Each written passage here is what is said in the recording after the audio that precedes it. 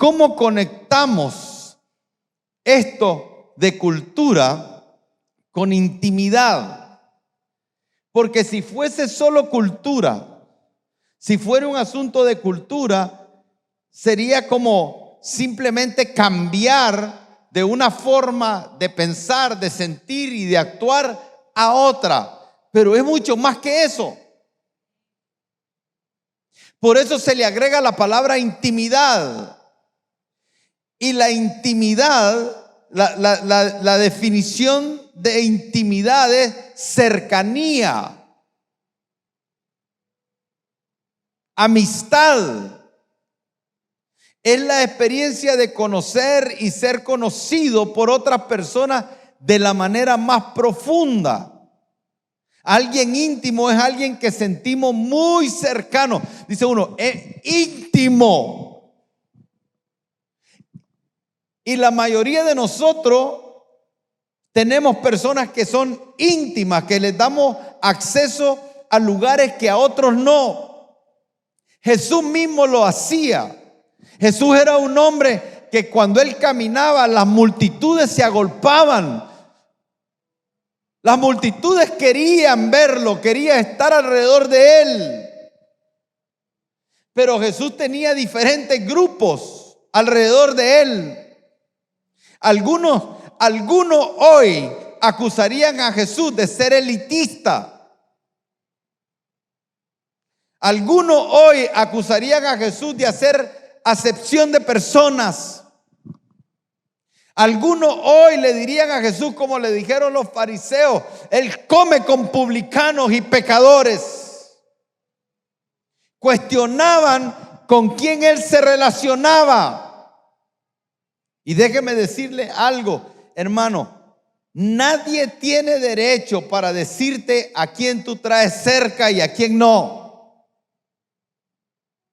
Lo que sí te pueden aconsejar es que seas sabio a quien traes cerca, porque si tú te juntas con necios, los necios te meterán en problemas. Pero si tú atraes a sabios, el que se acerca a sabios, ¿sabe qué ocurre? Sabio será. Entonces la iglesia nunca ha pretendido, ni debe pretender, ni tiene la autoridad para decirle a la gente con quién puede relacionarse y con quién no puede relacionarse. Lo que sí la iglesia puede hacer es darte el consejo de la Escritura, de tal manera que tú puedas identificar los tres tipos de personas con lo que tú te encuentras. No importa en qué parte del mundo estés, estas son las tres categorías de cada persona con la que tú te encuentras. Número uno, los malos.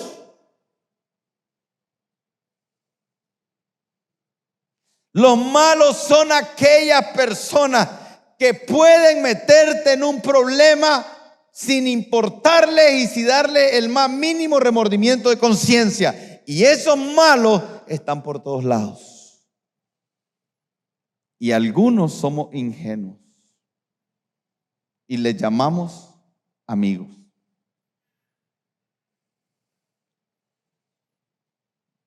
Y después terminamos diciendo: jamás pensé que mi amigo. No, él siempre fue el mismo. Tú no lo viste. Pero está otra categoría que son los necios. ¿Sabe qué son los necios? No son malos, pero son necios. Y no necios de estar hincando, de estar demolando. No, necios en su mente. Su razonamiento es imprudente. No son gente disciplinada. Son gente de doble ánimo. Son gente que un día dice una cosa y otro día otra. Son distraídos. No se comprometen con nadie. No son diligentes. No tienen estabilidad emocional. Son un peligro para ellos mismos. Son esas personas que a veces los escuchás su razonamiento y decís: ¿cómo puede pensar así? Esas personas tienes que ponerle límites. Y muchos de ustedes tienen personas así que te meten en problemas y te meten en problemas y te meten en problemas y te meten en problemas y te meten en problemas. Pero tú dices: ay, mi amigo, ¿sabes una cosa? Hay momentos que hay que poner límites.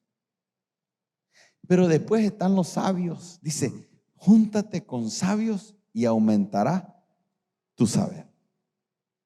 Entonces, de alguna forma Jesús entendió que las multitudes tenían un propósito en su vida, pero después dijo Jesús, yo tengo un plan, yo tengo un propósito, yo tengo algo que quiero alcanzar y con las multitudes no lo voy a hacer. Y comenzó a tener grupos diferentes, los 70, a esos que envió de 2 en 2 a que fueran y echaron fuera demonios y regresaron contentos y dijeron, Jesús, mira, echamos fuera demonios. Y Jesús les dijo, está bien, alégrense de eso, pero alégrense sobre todas las cosas que vuestros nombres están escritos en el libro de la vida eterna. Pero después Jesús se apartaba y agarraba a 12 y con esos 12 le dice, a ellos en parábola, a vosotros les voy a dar una explicación más profunda. Porque ustedes son íntimos. Y uno dice, pero los otros no tenían oportunidad. Todos, Dios no hace acepción de personas. Pero hay algunos que quieren ser íntimos de Él y hay algunos que no. Y los íntimos tienen acceso a escuchar lo que otros no. Ahora, si nos preguntamos, todos queremos escuchar a Dios. Háblame, Señor, háblame, Señor. Y el Señor dice, hay algunas cosas que solo te puedo hablar hasta que tú te posiciones en ese lugar de intimidad. Y el cambio nuestro cultural, el cambio de hábitos, el cambio de nuestra forma de hacer, el cambio de nuestra forma de accionar, el cambio de nuestra forma de pensar, comienza a posicionarnos en un lugar de tener acceso. Porque si nosotros no comenzamos eso, si tú no comienzas algo así y yo te trajera al lado mío o tú me llevaras al lado tuyo, muchas de las cosas que tú dirías me ofenderían. Y muchas de las cosas que yo diría te ofenderían a ti. Hay gente ofendida con Dios. Y su ofensa está fundamentada en el hecho que no lo conocen en la intimidad. Los reclamos, las quejas hacia Dios solo son una evidencia de no conocer al Padre, porque el Padre es bueno. Pero el Señor dice, no, yo tengo 12, pero yo tengo 3. Johnson, vení. Y dice, sentate abajo. Sentate aquí, mejor.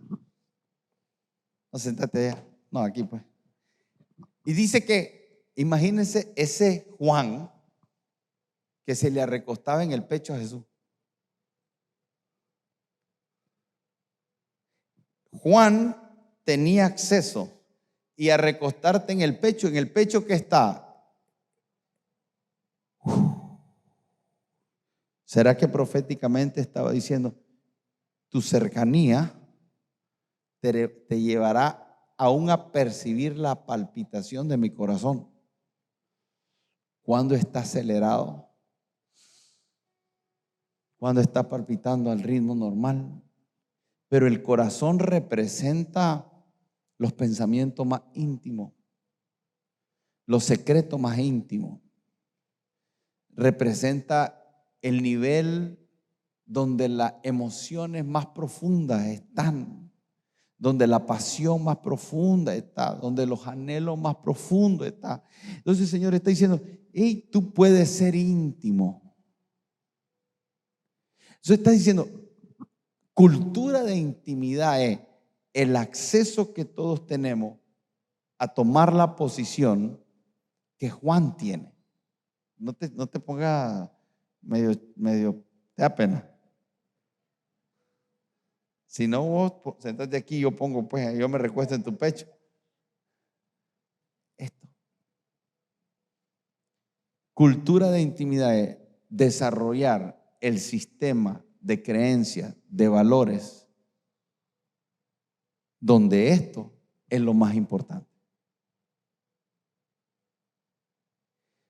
No sé por qué aprendimos a admirar a otros y literalmente en la iglesia hay una cultura que dice, usted está más cerca de Dios. Hay gente que literalmente dice, pastor, ¿qué ve en mí? ¿Y por qué no le preguntas a tu creador? Yo te puedo ayudar. ¿Por qué no le preguntas a tu creador? Pastor, ¿puede orar por mí? Está bien, quiero orar. Pero ¿qué pasaría si desarrollas la cultura que tú entiendes que puedes ir a orar con ese acceso? Y dejamos de depender en los hombres. Y la escritura habla, oren los unos por los otros. Claro que sí, pero ¿por qué no hacemos eso como la excepción, no como la regla? Tenemos una regla que se estableció en la iglesia.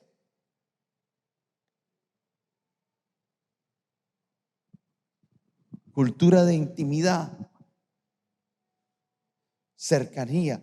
El Salmo 25:14 dice, la comunión íntima de Jehová es con los que le temen. Y a ellos, ¿a quiénes?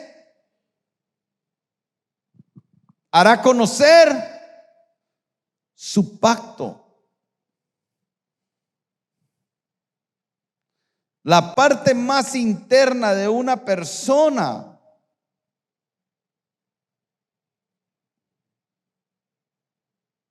Estamos marcados para ser hombres y mujeres que podamos tener una estrecha amistad, una asociación familiar con el Señor. Estamos llamados a la comunión, al intercambio social, a conversaciones íntimas, a tener la habilidad espiritual y aprovechar la que Dios nos permite de desarrollar con Él un sentimiento profundo de admiración. Y es mucho más que una emoción natural, pero tiene emoción. Es una experiencia que genera una cultura diaria y permanente. Pero quiero que entiendas que el Señor quiere tener intimidad con el Padre. Por eso el Padre dice, el amor del Padre. Primera de Corintios capítulo 13, el verso 24. El amor del Padre. Tengan comunión y tengan intimidad con el amor del Padre.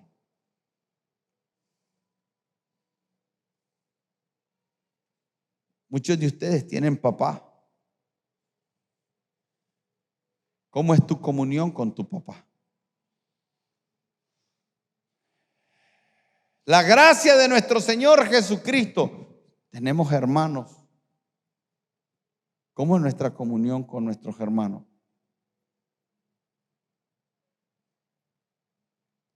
La comunión del Espíritu Santo.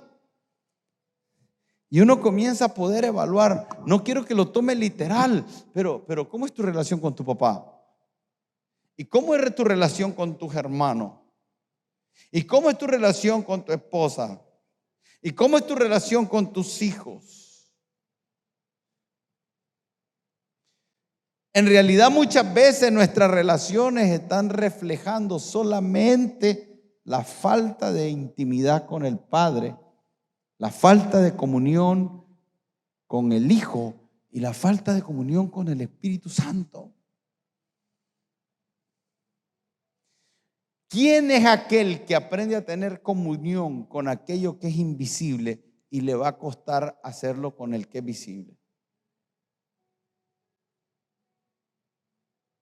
Por eso las personas conflictivas. ¿Usted conoce a alguien conflictivo?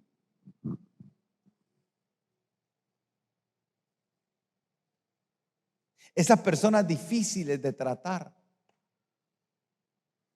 Esas personas con las que usted tiene que andar así, con cuidado, porque en cualquier momento se ofenden. Esa persona que todo lo critican,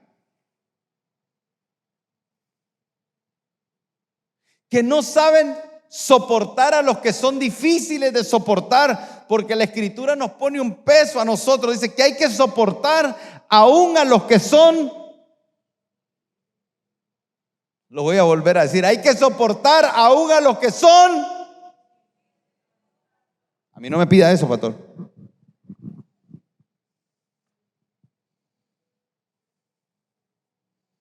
¿Cómo es usted con aquellos que son difíciles de soportar? Mire, yo no sé que si tengo un imán, pero yo los atraigo.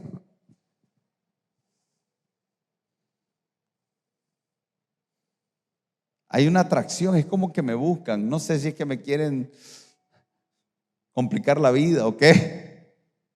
O el Señor está tratando algo, pero yo constantemente estoy tratando con personas difíciles de soportar. Difíciles de soportar. Pero quiero que entienda esto. Si hay una intimidad con el Padre, si hay una intimidad que el Señor quiere con el Hijo, pero para mí es interesante, muy interesante, que si vamos a hablar de intimidad, oiga lo que dice Apocalipsis capítulo 22, verso 17. Y el espíritu y la esposa dicen, y el que oye, diga, ven. Y el que tiene sed, venga. Y el que quiera, tome del agua de vida gratuitamente. Y oiga lo que dice a continuación. Esta es la última profecía de las Escrituras. Yo testifico a todo aquel que oye las palabras de la profecía de este libro. Si alguno añadiere a estas cosas, Dios traerá sobre él plaga. Pero está hablando el espíritu y la esposa. Dicen, quiero que preste atención a esto, porque hay un clamor aquí. El clamor es del espíritu. El espíritu dice, ven. ¿A qué se está refiriendo? A la venida de Cristo. Amén. Entonces hay un clamor del Espíritu Santo que dice, ven, ven Jesús, ven Jesús. Nosotros sabemos que el Espíritu Santo intercede por nosotros con gemidos indecibles. Hay una intercesión del Espíritu Santo que está continua. Aquí lo que estamos leyendo es la oración, la intercesión del Espíritu Santo. El Espíritu Santo está en la tierra y Él observa todo lo que pasa en la tierra. Y Él es el consolador. Entonces cada vez que Él consuela a alguien y ve el sufrimiento de alguien, ve la injusticia de alguien, el Espíritu Santo, como es tierno, como es amoroso, como es compasivo, cada vez que ve a alguien sufriendo, el Espíritu Santo dice, ven.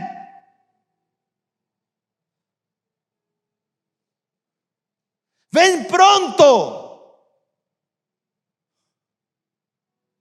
Esta tierra cada día más injusta, más llena de maldad, cada día las cosas se están poniendo peor y el Espíritu Santo está haciendo su obra en medio de todo lo que está ocurriendo, pero parte de lo que está haciendo es gimiendo, ven, ven, ven. Pero lo que dice a continuación es impresionante, porque dice el Espíritu. ¿Y quién? ¿El Espíritu y quién? Métale un poco, présteme atención a esto. El espíritu y la. ¿Y quién es la esposa?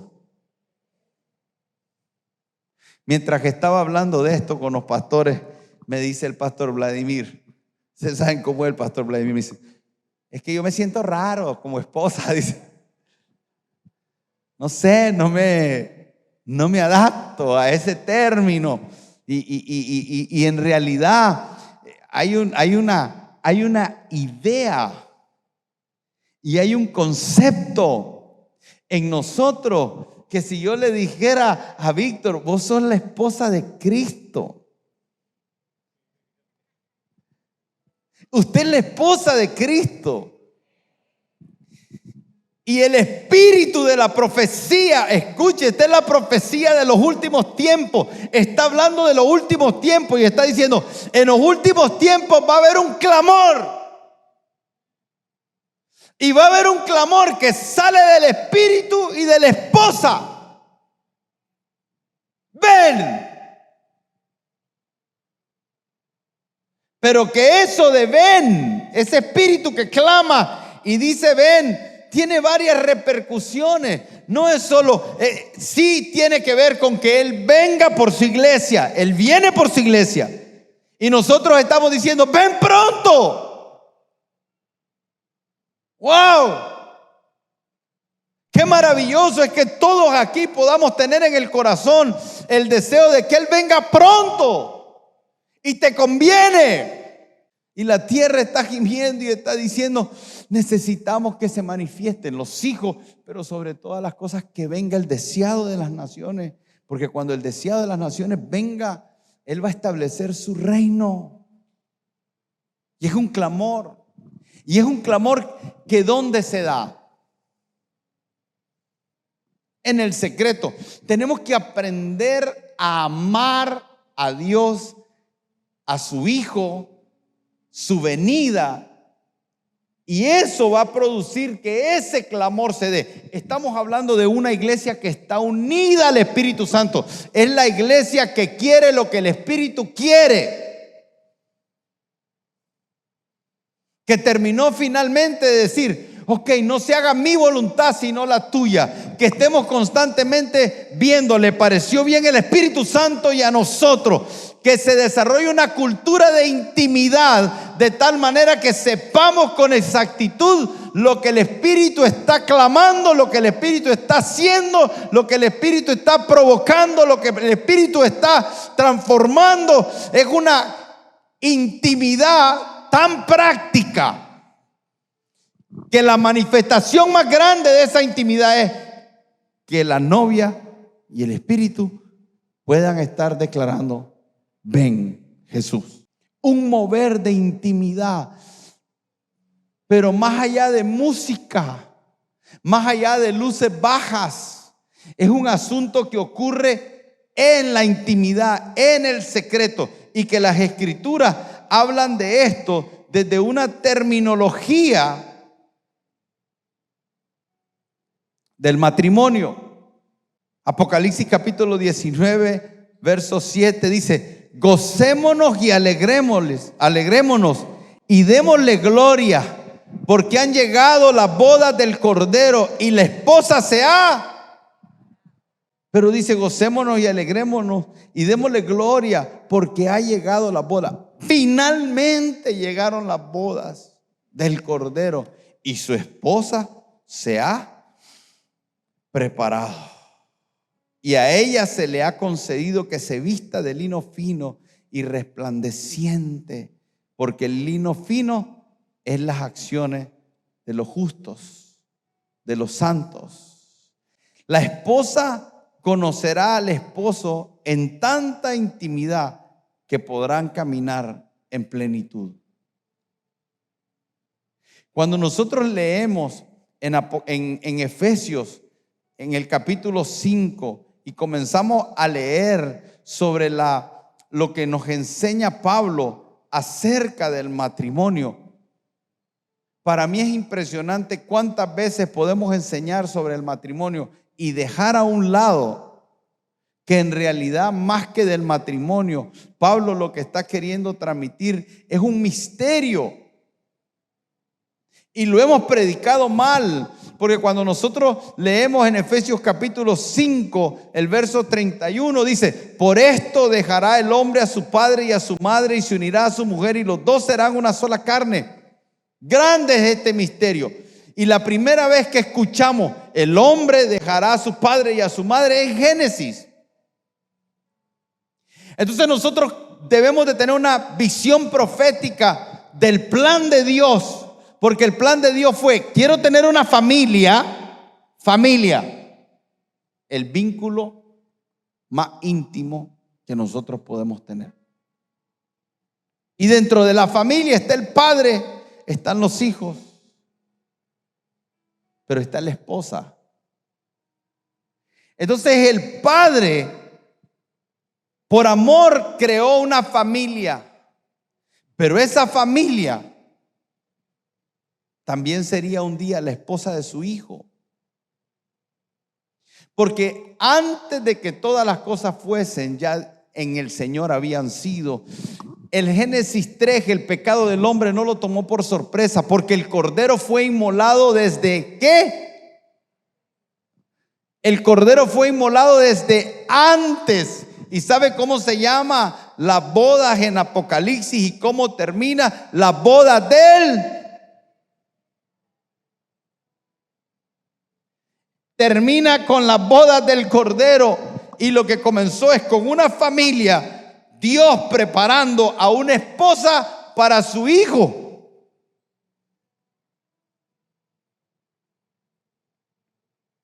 Y ahí es donde toma relevancia también la parábola de las 10 vírgenes, porque el esposo se va y se va a preparar morada para ellas. Y en la cultura judía el esposo se iba y la novia que estaría a punto de desposarse con él se quedaba allá. Pero en esa parábola habla de una virgen que es sensata y habla una virgen que es insensata, y esa virgen nos representa a nosotros. Y habla de aceite. Y el aceite representa intimidad. Y se refiere a ella como prudente y como imprudentes. Como imprudentes, ¿por qué? Porque no cultivaron. ¿Y sabe de dónde viene la palabra cultivar? De cultura también. Tiene la misma raíz. Entonces, cuando hablamos de una cultura de intimidad, estamos hablando de entender lo que Jesús estaba enseñando en la parábola de las 10 vírgenes, porque lo que Jesús estaba enseñando es: yo estoy preparando morada, como dice Juan capítulo 14, yo voy al Padre, y donde yo voy, le voy a preparar moradas para que donde yo estén, ustedes estén. Y eso representa y es parte de ese mover de Dios, de que podamos vernos a nosotros como la esposa, pero mientras Él se iba, ella se quedaba esperando y tenía que cultivar el aceite. Porque le llama imprudente, porque cuando Él viene, ella no tiene aceite, no tiene intimidad. ¿Saben cuáles fueron las palabras al final de la parábola de las vírgenes? Yo no te conozco. Yo a ti no te conozco. Aquellos que dijeron: echamos en tu nombre fuera demonios, en tu nombre sanamos enfermos. Porque no es un asunto de hacer. Sí hay que hacer, porque Dios preparó buenas obras de antemano para que nosotros anduviésemos en ellas. Pero hemos puesto el hacer por encima de nuestra intimidad con el Señor. Por eso Jesús habla del primer amor. Vuelve al primer amor. Y si hoy hiciéramos una encuesta y nos preguntáramos qué es tener intimidad con Dios, nos daríamos cuenta que carecemos del conocimiento y que hemos visto cosas y nos han enseñado cosas, y que en un tiempo yo también caí en eso, porque decíamos: vamos a hacer una noche de intimidad. Y no es una noche, es un estilo de vida.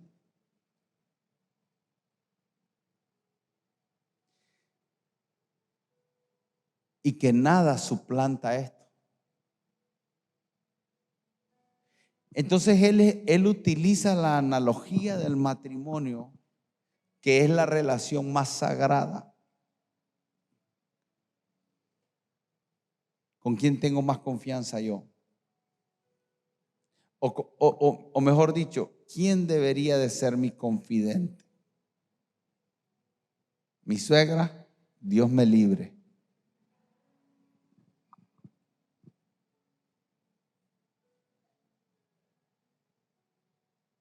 Decía alguien, las tres divinas personas me amparen y me favorezcan.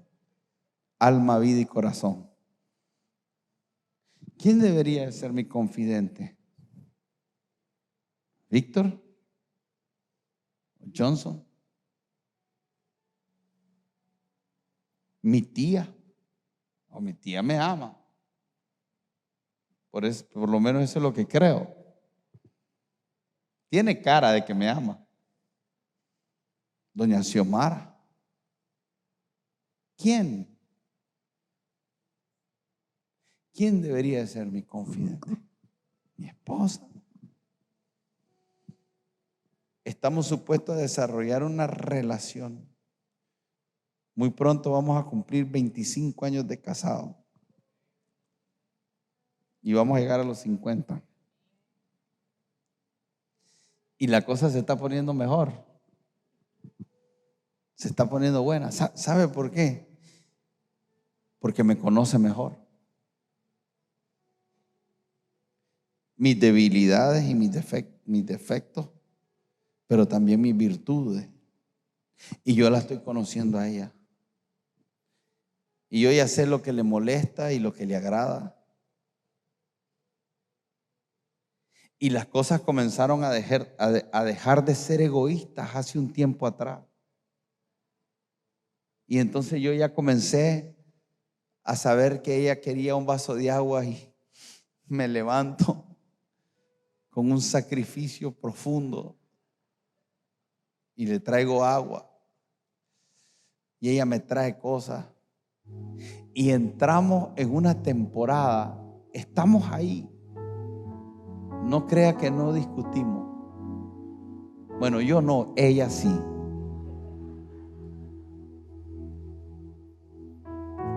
Pero yo soy manso y humilde como el Señor.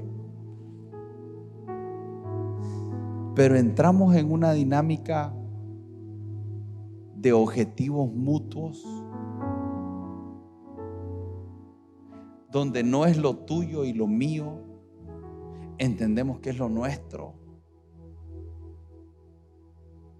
Donde no estamos pensando egoístamente, esto es lo que yo quiero y si tú lo haces para mí, entonces yo te voy a amar. Y dejó de ser una transacción de negociemos, pues negociemos. Yo te permito hacer esto, pero vos tenés que hacer esto. En un tiempo fue así. Lo triste es que la iglesia sigue transando con el Señor. Lo triste es que la iglesia todavía sigue viendo las cosas desde su beneficio. Lo triste es que las reuniones y los cultos giran en torno a lo que nosotros queremos que Dios haga.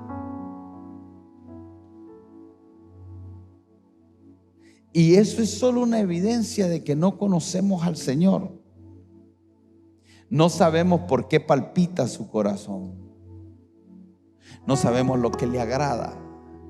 Y si lo llegásemos a saber, no estamos interesados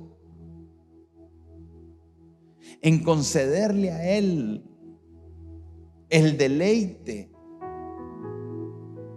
de tener hijos obedientes.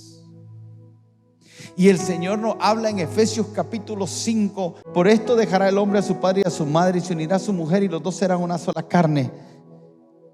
Diga conmigo, grande es este misterio. ¿Sabe lo que hacemos normalmente? Agarramos esta frase y la aplicamos. Grande es el misterio de ser una sola carne. Entonces comenzamos a especular. Y si hay doctrina y si hay enseñanza en las escrituras, porque comenzamos a pensar, ok, cuando está la unidad de la carne y hay intimidad y hay relaciones Y la Biblia dice en 1 Corintios que el que se une a una ramera se hace uno con ella. Y cuando alguien tiene intimidad con una mujer de la calle, lo que hay es un intercambio de demonios, porque es una relación ilícita. Y comenzamos a decir cosas como esas que sí son ciertas. Eso es lo grave de las relaciones fuera del matrimonio, que no sabemos muchas veces que el que está haciendo eso afuera está trayendo eso a la casa. Y mujeres que son rectas, mujeres que son de valores, terminan haciendo cosas que nadie hubiese pensado, pero no se dan cuenta que hubo un hombre que entró en una dimensión espiritual de hacer vínculo y lazos del alma, donde se abrieron puertas a demonios, y ahora lo que ocurrió allá tú lo estás trayendo a tu casa. Sí, es cierto, la mayoría de las veces lo vemos así. Por eso es que el matrimonio tiene que ser honroso, el lecho tiene que ser sin mancilla. Pero quiero que mire este versículo, porque lo que está diciendo este versículo y lo que quiero plantearle hoy es que usted vea el misterio. Cuando Cristo nos llama a nosotros su novia, cuando a nosotros se nos está haciendo una invitación a unas bodas, y es unas bodas con Él, son las bodas del Cordero. Cuando el Espíritu Santo nos está diciendo: iglesia, hay algo que están descuidando, y es que yo estoy clamando y diciendo: ven, y necesito que la novia, que la iglesia comience a entender que es la novia, y la novia tiene un anhelo por el novio, tiene una pasión por el novio que lo consume. Pero nos deja la parábola de las 10 vírgenes y dice: hay novias que son imprudentes, que se les concede un privilegio, pero son imprudentes porque descuidan su aceite y cabecean y se duermen. Y en la noche, un día, cuando menos lo espere, a la medianoche, el novio va a venir.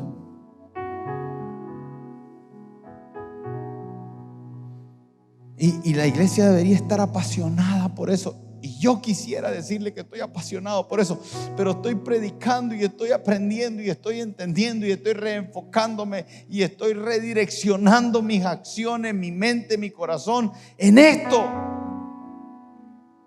Porque hemos estado en muchas otras cosas, preocupados con muchos quehaceres, tratando de alcanzar los placeres y los deleites de este mundo, y estamos descuidando lo que el Señor nos está diciendo. Grande este es el misterio, grande. Pero oiga lo que dice, y leámoslo bien, porque a veces leemos mal. Mas yo digo esto. Cuando dice yo digo esto, ¿a qué se está refiriendo? A lo anterior. Está diciendo: mas yo digo esto. ¿Qué cosa? Que el misterio es grande. Yo estoy diciendo esto respecto, y nos equivocamos porque lo predicamos de otra manera y no así. Mas yo digo que este misterio es grande. ¿Respecto de quién? ¿Cuántas veces la Escritura dice misterio grande? Un misterio no es algo que el Señor quiere tener oculto. Un misterio es algo que Él quiere revelar. Cuando de Dios se trata, los misterios no son para que estén escondidos. Los misterios son para que sean revelados. Mas yo digo esto respecto de Cristo y de o sea, el misterio es un asunto entre Cristo y la iglesia. Y dice: porque grande es este misterio, versículo 33, Por lo demás, cada uno de vosotros ame también a su mujer así mismo, como a sí mismo, y la mujer respete a su marido.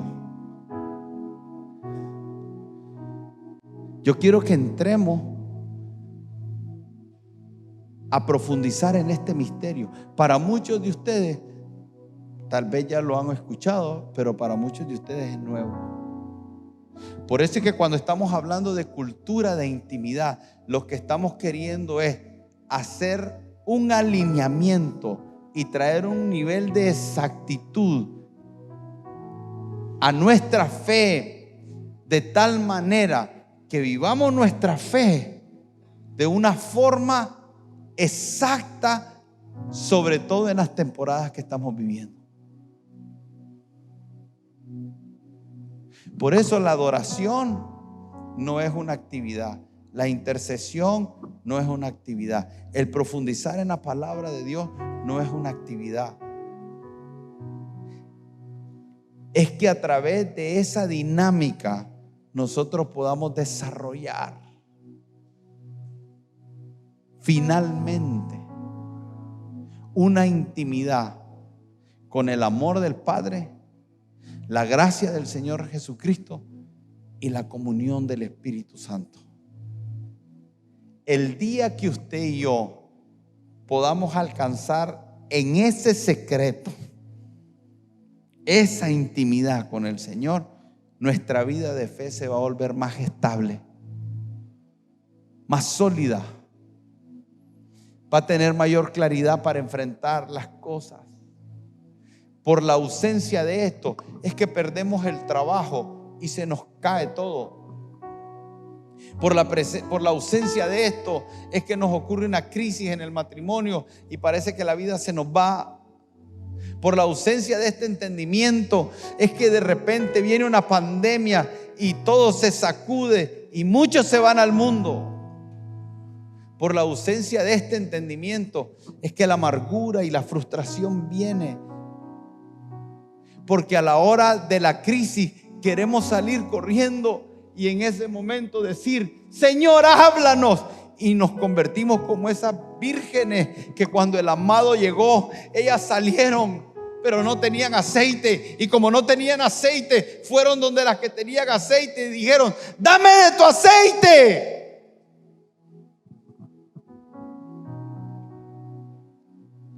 Yo quisiera decir que 5 vírgenes son prudentes y 5 vírgenes son imprudentes, pero en la realidad de la iglesia de hoy hay mucho más imprudente que prudente. Por eso es que cuando la crisis viene, todos salimos a buscar al hombre, desesperado por una palabra. No hemos conversado con Dios, no hemos pasado tiempo con Dios, pero háblame, Dios. Y ya ni siquiera sé cómo es su voz. Y con el Señor nosotros desarrollamos un lenguaje. Mi esposa y yo tenemos un lenguaje. Yo la vuelvo a ver y le hago. Tengo un lenguaje corporal, tengo un lenguaje emocional, tengo un lenguaje de señas. Tenemos un lenguaje, nos conocemos. Por eso es que cuando yo le hago una seña y ella no me entiende, yo digo: ¿no me entiendes? ¿Qué pasó? Me conoce.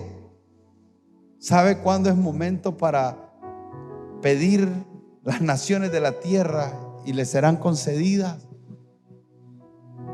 ¿Sabe cuándo no es momento? Me conoce, sabe cómo llegar.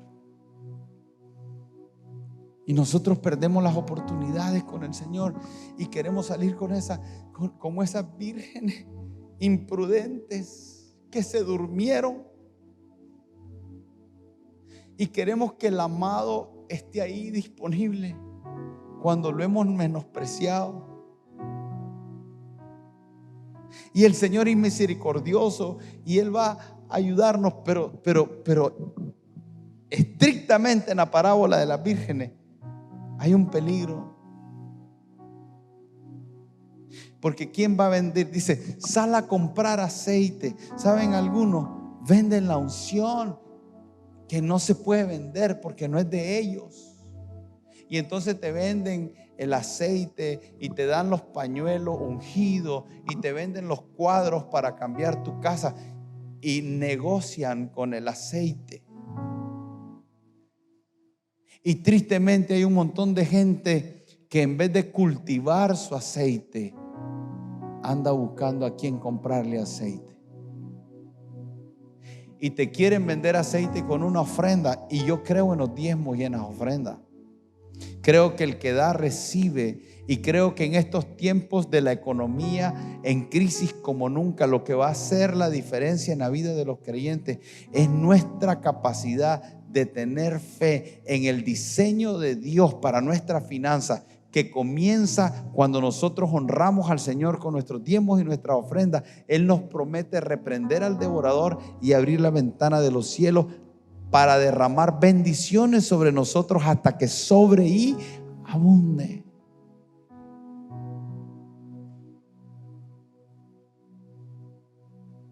Pero hay muchos vendiendo aceite. Pacta con Dios, pero no desde honra, sino desde un negocio. Y yo no quiero que mi esposa, Dios no quiere que la esposa le diga, si te doy un beso, ¿cuánto me vas a pagar? Comprame el vestido, comprame aquí, dame allá, complaceme. Y por eso es que es tan linda la alegoría que el Señor hace de Él con su iglesia como esposa. Y Él está santificando a la iglesia. Él está preparando a la iglesia. Porque Él viene y viene por su iglesia pura y sin mancha, como una esposa ataviada que espera por su marido. Y dice, a ella se le ha concedido que se vista de lino fino. El Señor nos está procesando. Efesios capítulo 5 es Dios diciendo, estoy preparando una iglesia gloriosa. Pero esa iglesia gloriosa es una iglesia que, como las viudas, las 10 vírgenes saben cultivar su aceite. Una cultura que requiere despertar para cultivar el aceite.